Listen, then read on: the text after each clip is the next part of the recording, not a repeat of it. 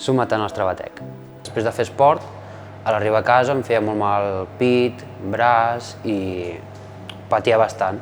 Després d'un any i mig de tindre infarts, sense que es pogués detectar, vam vindre que em miressin a urgències, es van donar compte que tenia un ictus. Van enviar a la Creu Blanca, a Barcelona, van donar-se compte que de les artèries del cor n'hi havia algunes que estaven tapades. Després d'això em van enviar a Sant Pau, em van haver d'ingressar, em van fer un cateterisme i per sort de moment al ser jove i haver fet esport no m'han hagut de fer cap intervenció, però va ser dur.